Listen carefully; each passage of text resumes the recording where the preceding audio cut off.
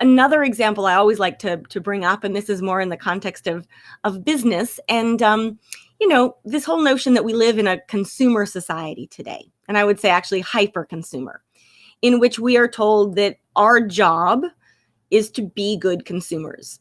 We need to buy, and again, we need to buy and buy more and buy stuff and buy, consume, consume, consume.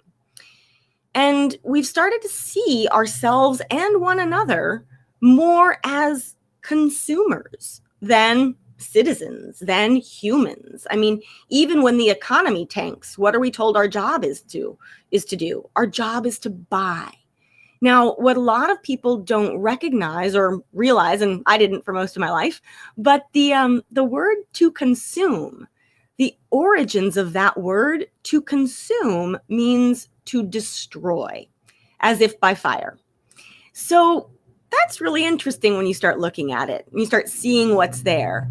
How have we landed ourselves in a world in which our job as humans on this earth is to consume, consume, consume? And that's how we deem our value. That's how we're seen as worthy in society.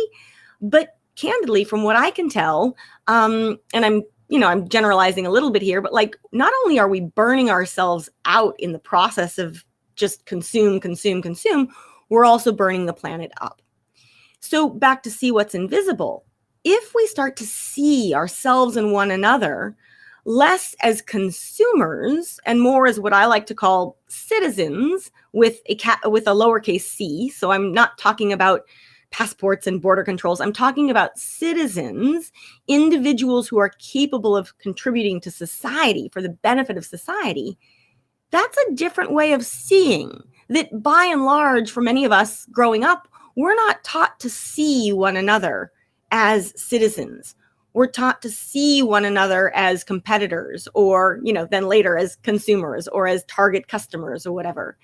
And that opens up an enormous sense, not just of abundance and of agency, our ability to contribute, but it also helps us reveal these kinds of, things that were making us a little bit uncomfortable in terms of how we were living our lives and how we were setting expectations and metrics for success.